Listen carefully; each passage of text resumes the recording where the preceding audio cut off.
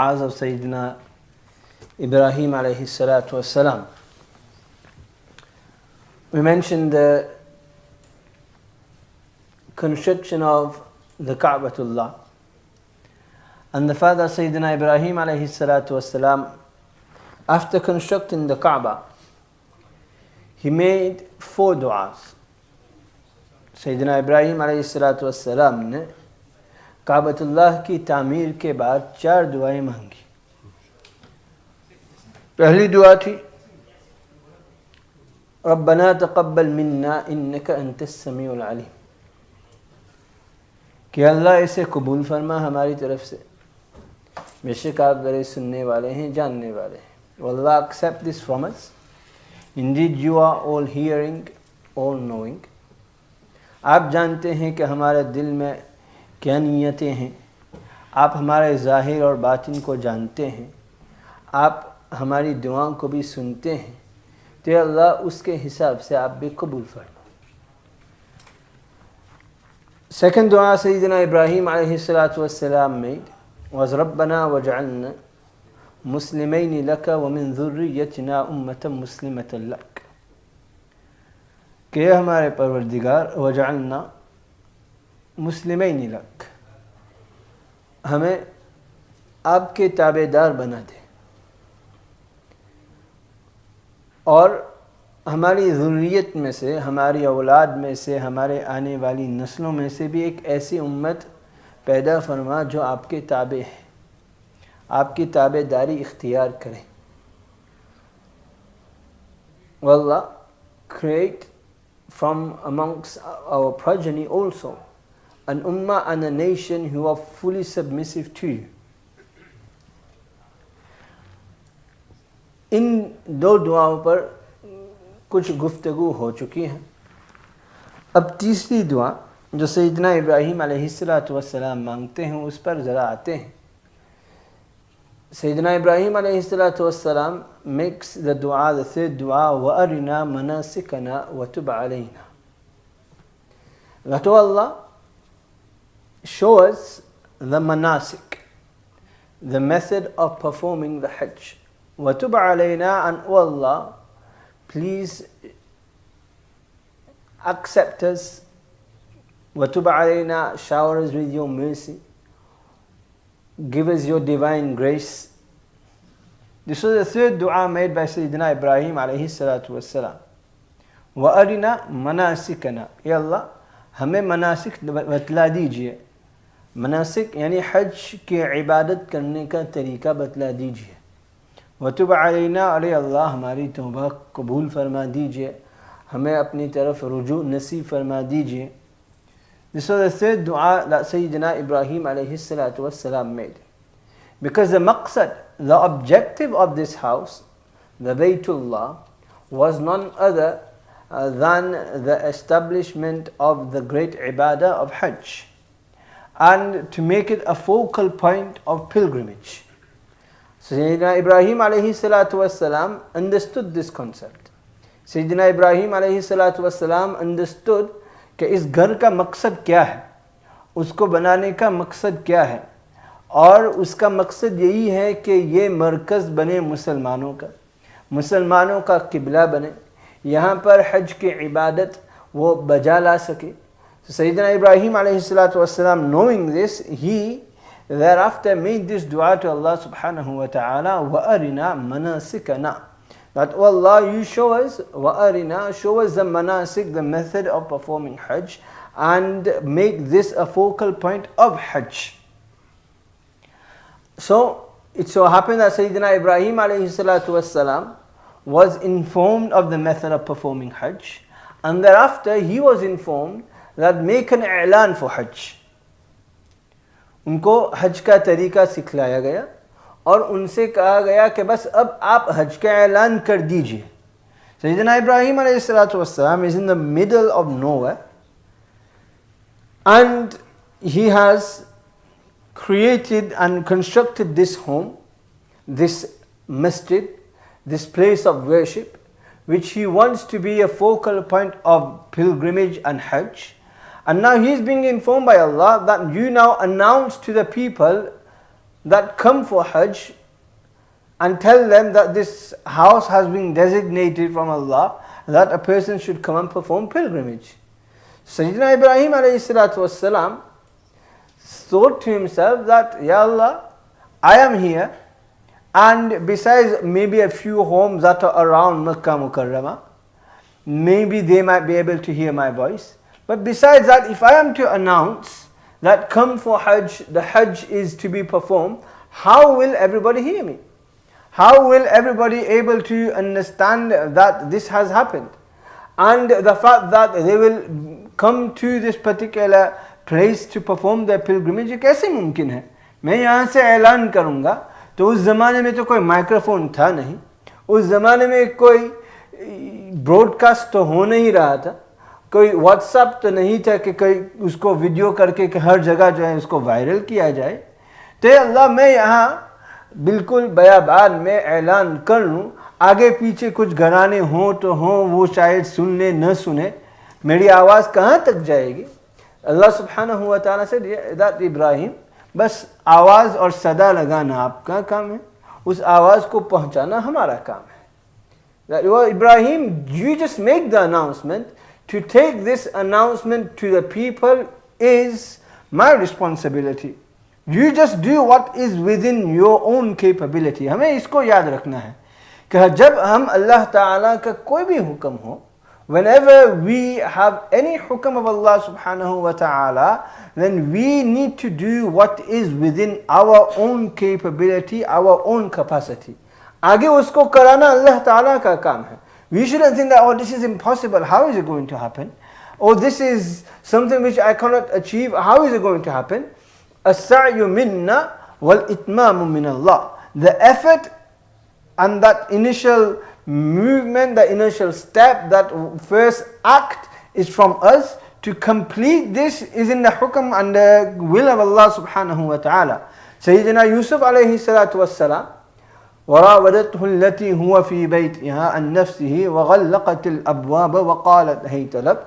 She, Zulaykha, within the palace, lured Sayyidina Yusuf alayhi salatu wassalam into a room, closed the doors, وغلقت, not even وأغلقت, rather وغلقت, tightly closed all the doors. And thereafter she presented herself to him, saying that you need to fulfill my desires. Sayyidina Yusuf alayhi salatu wasalam said, Ma'azallah, how can I do this? Allah subhanahu wa ta'ala, I seek His protection. This cannot happen. How can I do something which is illicit, which is impermissible, which is something wrong, which is zulm, not only upon myself, but even going against my master who has brought me into his home, trusting me. Innahu Rabbi ahsana maswai, innahu la yuflihu dhalimun. Such an individual can never be successful. But nevertheless, he was in this predicament now, he was in this situation now, and he has on one side the wife of his own master inviting him towards herself, and he had nowhere to turn. But what the least he could do was what? Run towards the door. Move away from her and run towards the door. इतना तो वो कर सकते थे, कुछ और तो नहीं कर सकते थे. He was unable to do anything else. The doors were closed. But he rushed towards the door, and as soon as he rushed towards the door, Allah subhanahu wa ta'ala opened the doors for him. बिल्कुल बंद कर लिए थे उसने. Completely tightly locked, no chance of it opening. लेकिन अल्लाह सुब्हानहू व तआला ने यही कहा, बस आप तो अपना काम करो, you do whatever is within your own capacity, and thereafter to complete that, inshallah Allah subhanahu wa ta'ala will do it. So we should always at all times think when fulfilling the commandments of Allah subhanahu wa ta'ala, if you find a barrier, if you find some obstacle, then we need to understand that no, this is the hukam of Allah subhanahu wa ta'ala, I need to do whatever is in my capacity. Hakim al-Ummat Thanwi Nawwarallahu Marqadahu was once at the station, and it was time for salat. When it was time for salat, then he thought to himself, how can I perform salat? I need to perform salat. There's absolutely no way at this moment in time where I can perform salat. there on the platform is not possible at this moment in time due to the situation. So I need somewhere to perform my salat. I need somewhere to perform my salat. I need somewhere to perform my salat. He had this fikr within him. He had this concern within him. And he started rushing around, walking around, thinking, walking along the platform, thinking that I need to do something, I need to do something. So that's all he could do at that moment in time. There was nothing else really he could do but walk and express his concern, his grief regarding his salat. When somebody approached him and saw him from the station and says, I feel that you are in a bit of a situation at this moment in time. He was a non-Muslim.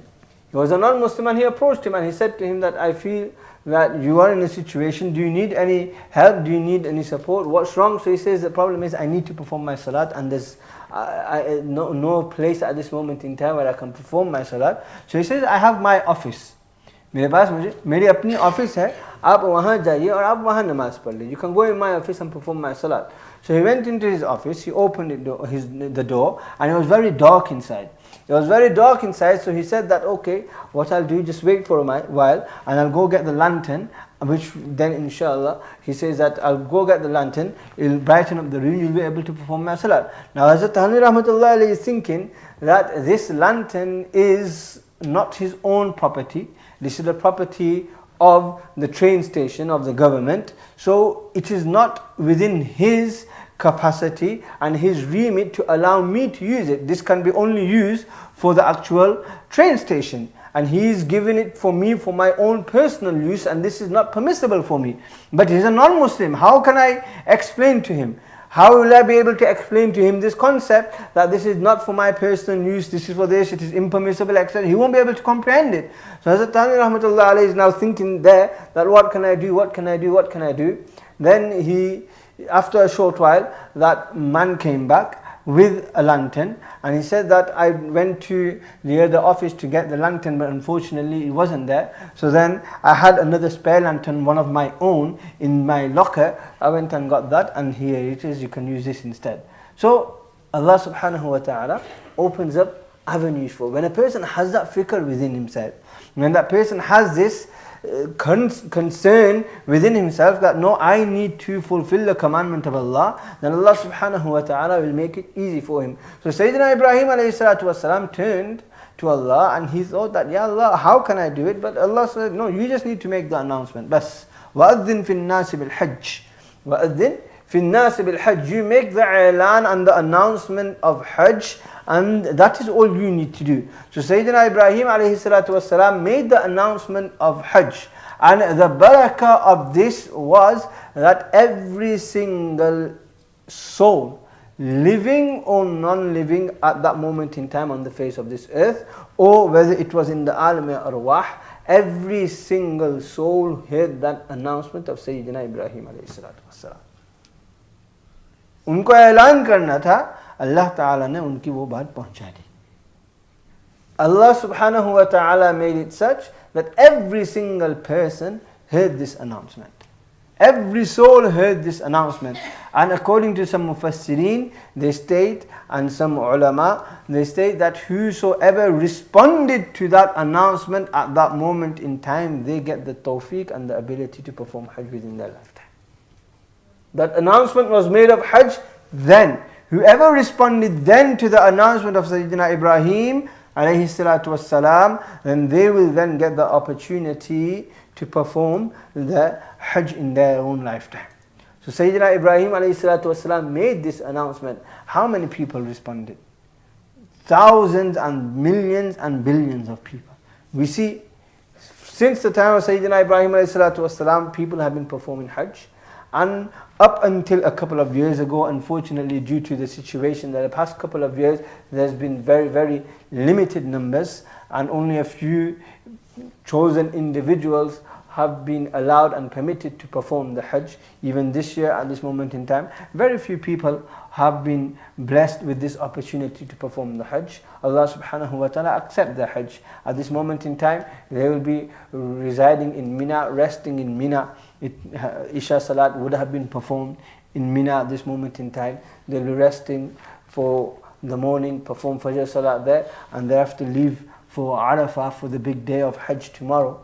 Allah subhanahu wa ta'ala accept their Hajj, Allah subhanahu wa ta'ala accept their ibadah, Allah subhanahu wa ta'ala accept their du'as, and Allah subhanahu wa ta'ala make it a means of barakah for the entire ummah.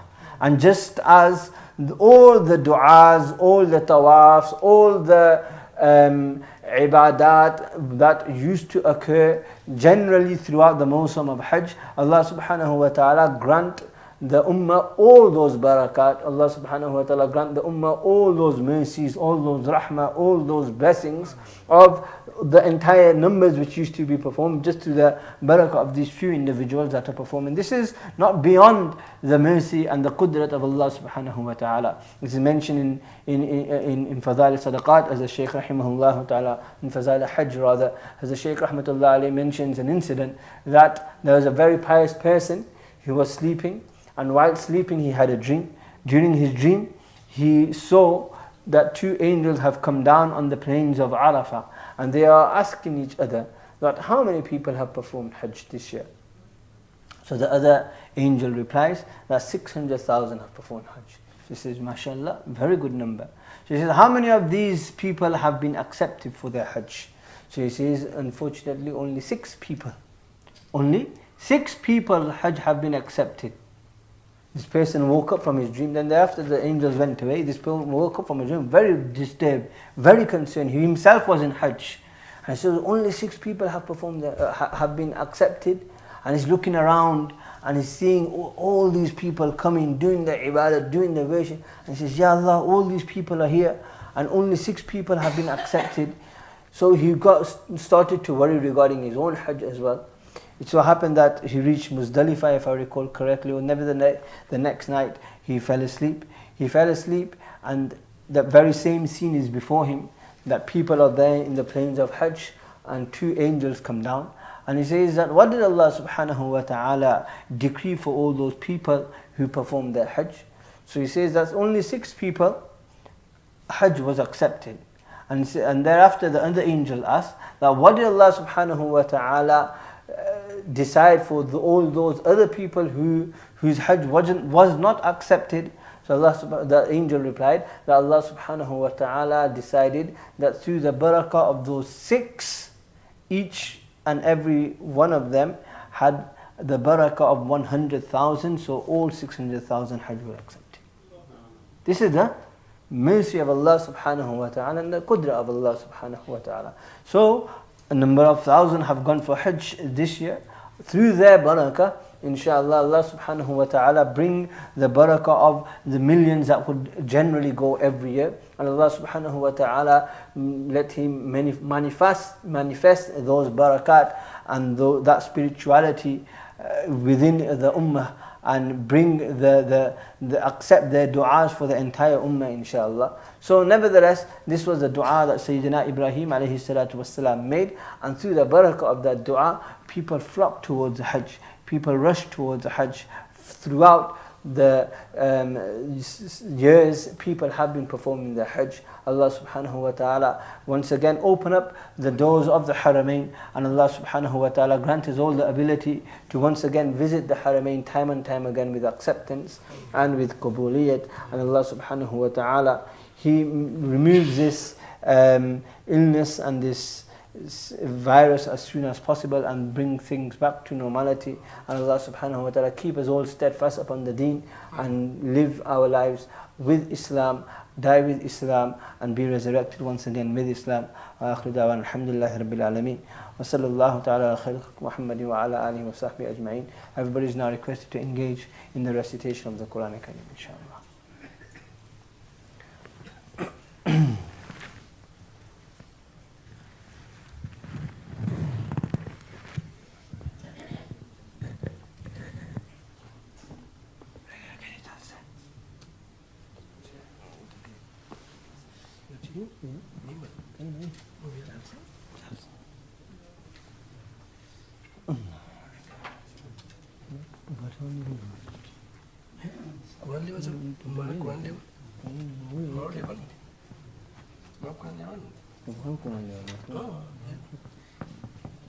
Somebody send me a message.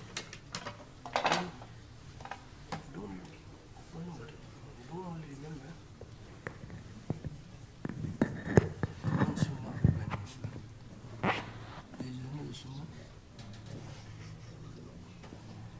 Maybe you say Leave your wife in your desert. That's also so. क्या ये सुनने जिंदा वेरी थी पहले सुनने जिंदा वेरी ही नहीं क्योंकि मैं इंग्लिश में ठोक ठोक कर रहा हूँ ये क्या मैंने एकदम मैसेज खाली कुर्बानी का भी सुनना चाहिए वही मुझे रेगिस्तान में छोड़ दिया ये को सुनना चाहिए ये भूल समझ भी सुनना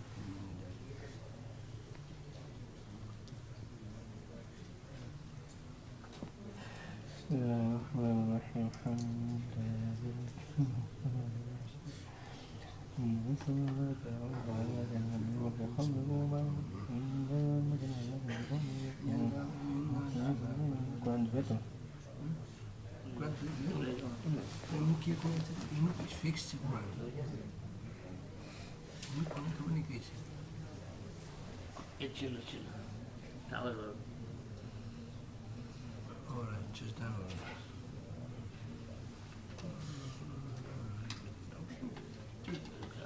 कत्थई कलर नोट होगी तो ब्राउन कलर नोट होगी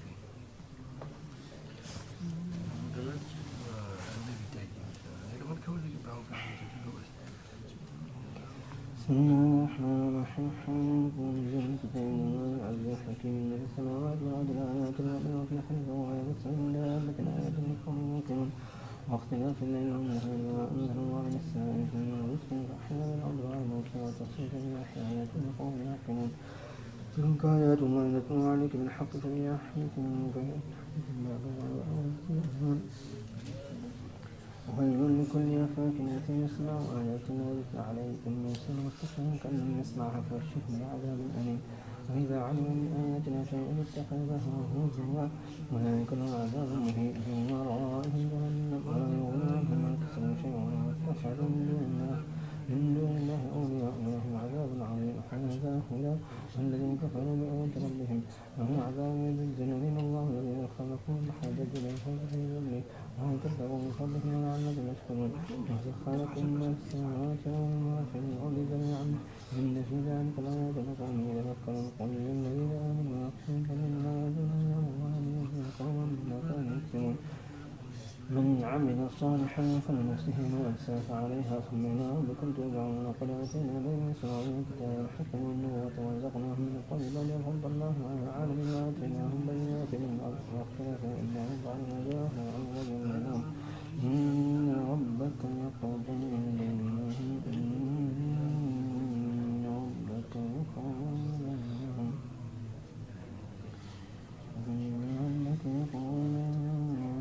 فيما كانوا فيه يختلفون ثم جعلناك على شريعة تتبعها ولا تتبع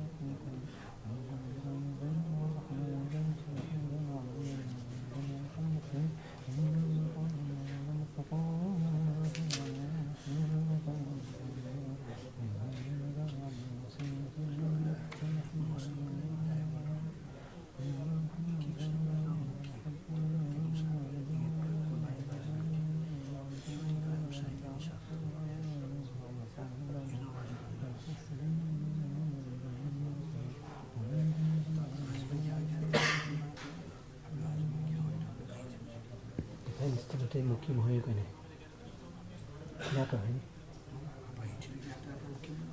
डिपेंड है तुम कितनी बात है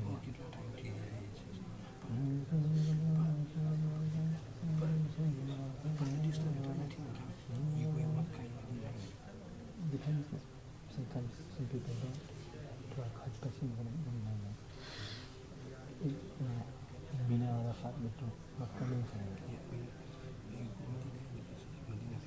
Depends. When you try people who try to go to the Madinah jalan, macam apa?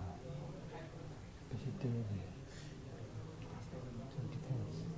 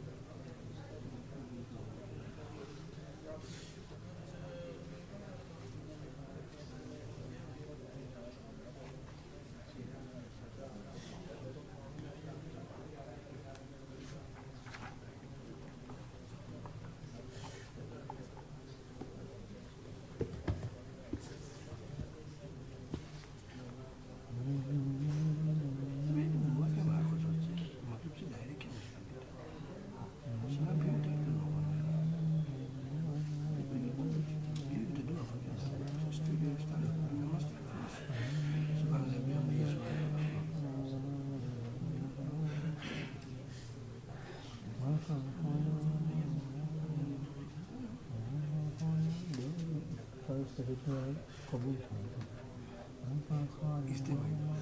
اجتماع كله انفراد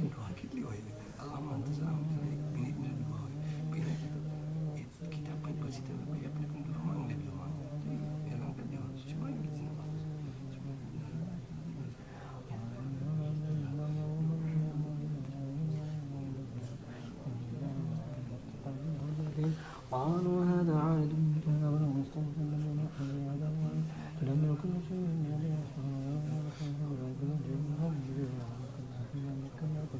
وجعلنا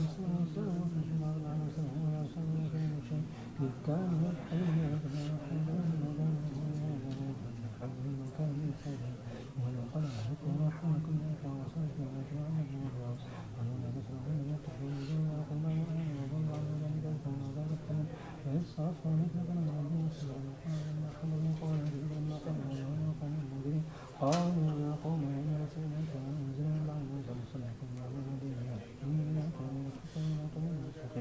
يا قوم أجيبوا داعي الله من يقلكم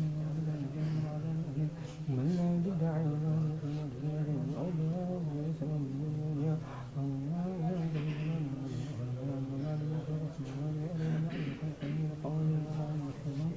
بلى إنه على كل شيء قدير على ذلك فإنا نزل قالوا بلى وما كنتم واصبر واصبر وعلم موسى يستعجلون كأنهم يعلمون عجبا مثل ما ساعة فنهلكم خلقات بسم الله الرحمن الرحيم وسبع سنين ومر على يوم ما نستغفر ومن الموت على الحكم ومن ذكر على سيئة وصحبه من الملك والموت ومن الهدى وعمل الصالحين كما يبلغ أن يتبعون من الحكم ويتبعون من الرحمة والرحمة ورسول وفاق أنما من بعض الناس حتى تضاعف وجهها ذلك ولو شاء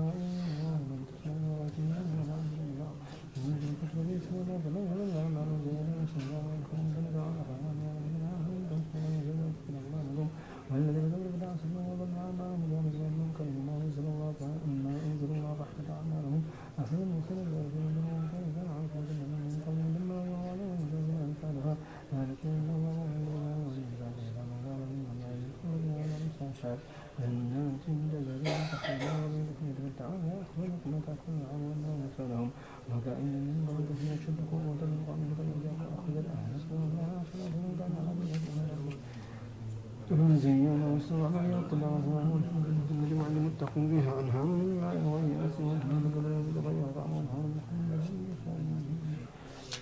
عسى المصطفى من المراد إنه خيط من كما قال خير الناس فمن سلم فقد طعم عنه المسمى عليه أفمن حتى إذا خرجنا عنه قال يجب ما يقال ألفا أولئك الذين طبع الله على قلوبهم اتبعوهم والذين اهتدوا بذلك الهدى وآتاهم التقوى وظنوا أن الساعة تأتيهم بغتة فقد جاء أشراطها فأما إذا جاءتهم ذكراهم فاعلم أنه لا إله إلا الله واستغفر لذنبك ويؤمن بالله والله يعلم بقلبكم وأسماءكم يقول الذين آمنوا الله إذا نزل سورة فإذا أنزل سورة محكمة وكتابها قتال وعد الذين في قبلهم النار وعظم ينظر إليك نظر مخشي عليه من الموت فهو لهم طاعة وقول معروف فإذا عزم الأمر فانصرفوا كان خيرا لهم فما أسئلة من توليت أن تسروا في الأرض وتقطعوا أرحامكم أولئك الذين لعنهم الله فأصمهم وعمى أبصارهم أفلا يتدبرون القرآن من على قلوب أقفالها من لم يكفروا إن الذين ارتدوا على أدبارهم بعد ما كانوا منهم هدى والشيطان سوى لهم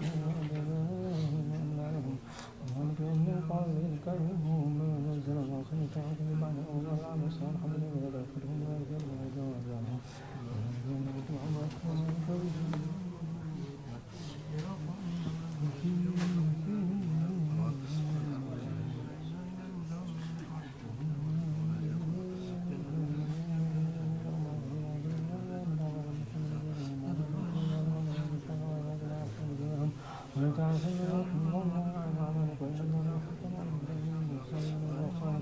إن الذين هو سنة فيها وشاقوا وسلم على ما تبين خير من يوم وشمسه أعمالهم يا الذين آتوا الله ورسوله تبوكم أعمالكم وسنة الله ثم ما هم كفروا من يخافونه فلا يهوى تدعون السماء لعله الله معكم ولم يتركم أعمالكم إنما الحياة الدنيا العلم وله من تؤمنون وتتقون وقال يسألكم أموالكم من يسألكم وبالحكمة الخير في أموالكم ها أنتم هؤلاء تدعون تنفقوا سبيلا فمنكم من يخرج من الفقر ويعفو نسأل الله أن يؤتي الفقراء من كل ويسلمكم ويرزقكم ويرزقكم من ذلكم بسم الله الرحمن الرحيم الرحمن الرحيم لا نفرق الله ما تقدم من ذنبكم وما تأخرتم من أحد عنكم ويهديكم سورة الحكمة ونسألكم ما نسأل الله هو الذي أنزل السكينة في قلوب المؤمنين وزاد الإيمان مع إيمانهم وإلا يجدون السماوات والأرض وكان الله عليم حكيما يدخلون من الجنات تجري من تحت الأنهار خالدين فيها كفر عنهم سيئاتهم وكان ذلك عند الله فوزا عظيما ويعذبهم لا يكونهم لا يقاتلون مشركين وشهادة الظالمين منها ومن السر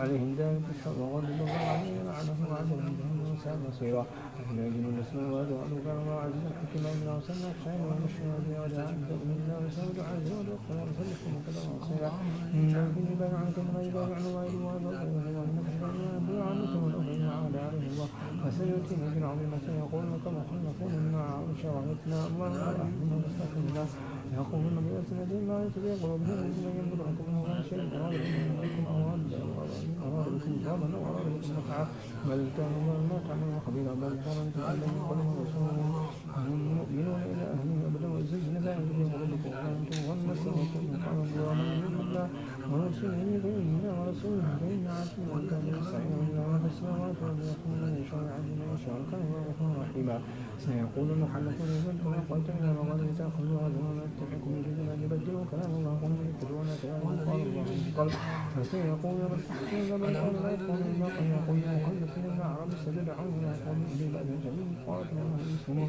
فإنك وعيدكم الله أجر حسنا من يتولوا كما توليتم من قبل عزتكم عدم أليما ليس على أحمد ولا على أعرج حرج ولا على أهل وحرج ولا على أنفسكم ولا على من يحرج من جعلنا رسولا منكم ولكن تبين رحمه وجعلنا عذابا أليما لقد رضي الله عن الذين من تحت الشجرة فعلنا بهم ومن ينزل السكينة علينا فلنهدكم وجعلنا بسنتين يأخذ الله تعالى عليه الحكمة وعليكم الله وبركاته وصلى الله عليه وسلم وتقبل ما تأمكم ولتكون آية من أهلكم سنة مستقيمة وأخرى من تقدموا عليها وقد أحاط الله بها وكان الله بكل شيء عليما وكان الله على كل شيء قدير وقال من يدخل والله ثم هذه ولا سيصل وسلم الذي قال فإن قال ثم لا تبديلا وهو الذي كف أيديهم عنكم وأيديكم عنهم وتمكنوا على أنه صاركم عليهم وكان الله ما تعملون سميعا هم الذين كفروا وصدوا عن المسجد الحرام والهدي معكوفا يجوزكم حلا ولو أن رجالا ونساء وأولاد لم تعلموا أن تقوموا بحسنكم ثم على شهادة أن يحكموا معه برحمته من يشاء العبد والذين كفروا بهم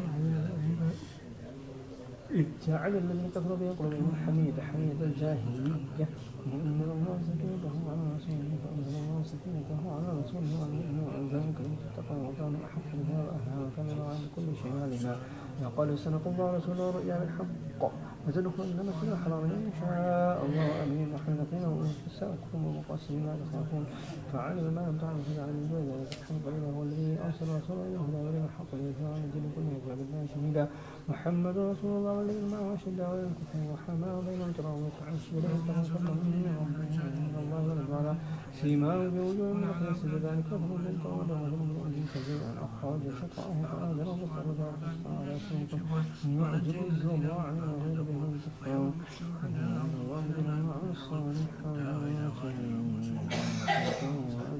عظيم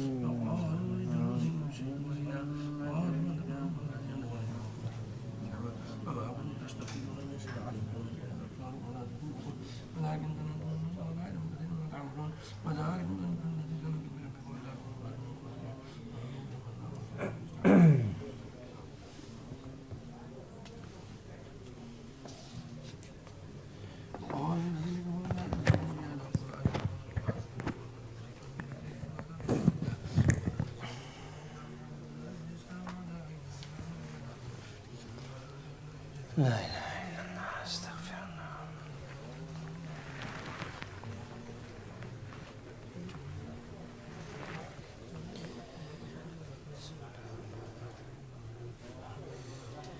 بسم الله الرحمن الرحيم سلام على عباده الذين اصطفى سلام على المرسلين اللهم صل على محمد وعلى آل محمد وأنزلهم مقعدا مقربا عند اللهم رب هذه الدعوة القائمة والصلاة النافعة صل على محمد وارض إذا لا تسخط بعده أبدا اللهم صل على محمد عبد ورسولك وصل على المؤمنين والمؤمنات والمسلمين والمسلمات اللهم صل على محمد وعلى آل محمد وبارك على محمد وعلى آل محمد وارحم محمد وعلى محمد كما صليت وباركت ورحمت على إبراهيم وعلى آل إبراهيم إنك حميد مجيد اللهم صل على محمد وعلى آل محمد كما صليت على آل إبراهيم إنك حميد مجيد اللهم بارك على محمد وعلى آل محمد كما باركت على آل إبراهيم إنك حميد مجيد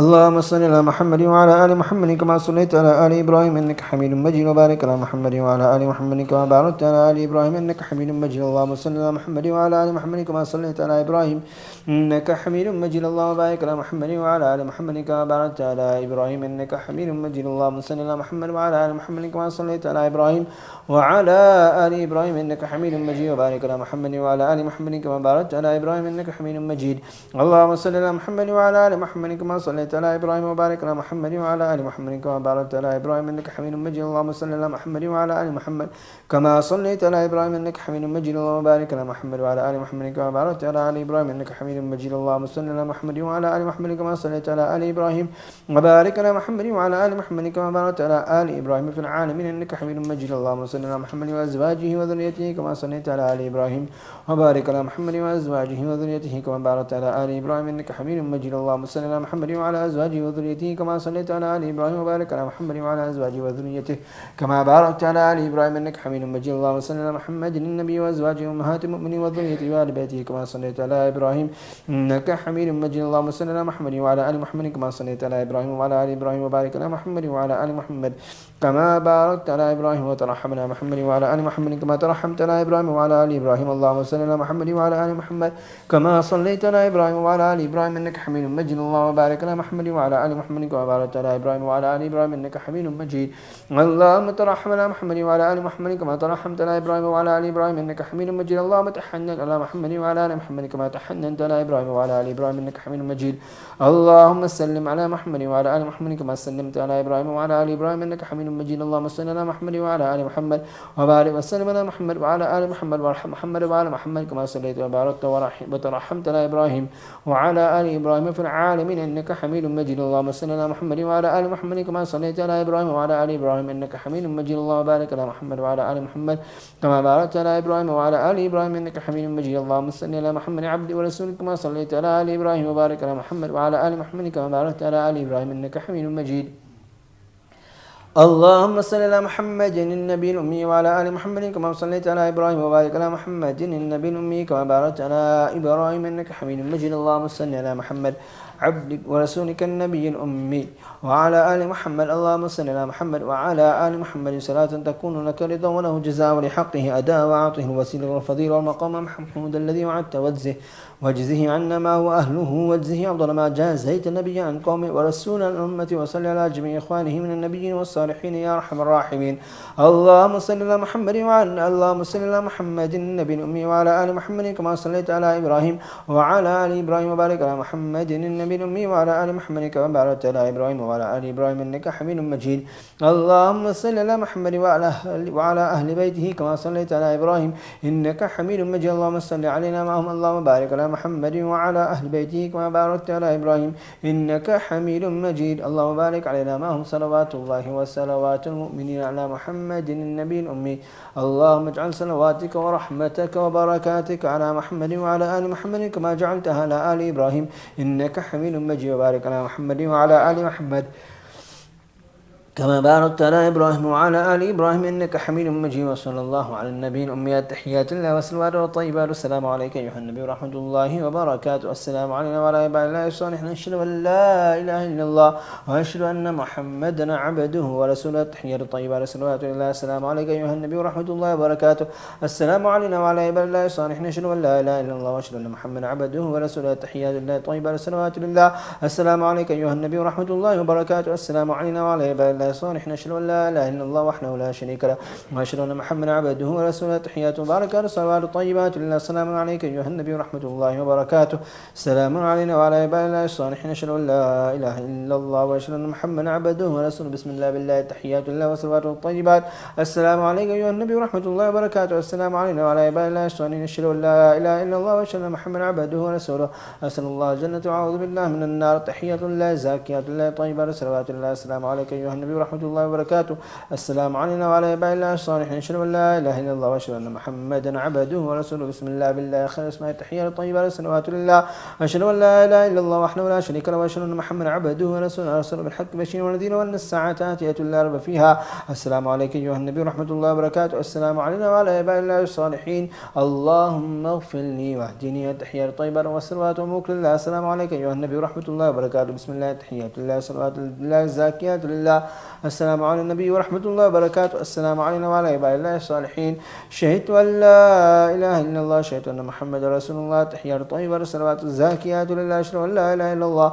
وحده لا شريك له وأن محمدا عبده ورسوله السلام عليك أيها النبي ورحمة الله وبركاته السلام علينا وعلى عباد الله الصالحين التحيات الطيبات الصلوات الزاكيات لله أشهد أن لا إله إلا الله وأشهد أن محمدا عبده الله ورسوله السلام عليك أيها النبي ورحمة الله وبركاته السلام علينا وعلى عباد الله الصالحين التحيات الصلوات لله السلام عليك أيها النبي ورحمة الله وبركاته السلام علينا وعلى عباد الله الصالحين التحيات لله الصلوات الطيبات السلام عليك أيها النبي ورحمة الله السلام علينا وعلى عباد الله الصالحين وأشهد أن لا إله إلا الله وأشهد أن محمدا عبده ورسوله التحيات وبركاته الصلوات الطيبات لله السلام عليك أيها النبي ورحمة الله وبركاته السلام علينا وعلى عباد الله الصالحين وأشهد أن لا إله إلا الله وأشهد أن محمدا رسول الله بسم الله والسلام على رسول الله يا رب صل وسلم دائما أبدا على حبيبك خير الخلق كلهم सबसे गुजारिश है कि चंद मिनट बाकी रह गई है अपने दुआ में मशगूल रहें. Just a few minutes remain. Everybody's requested to engage in their own du'as.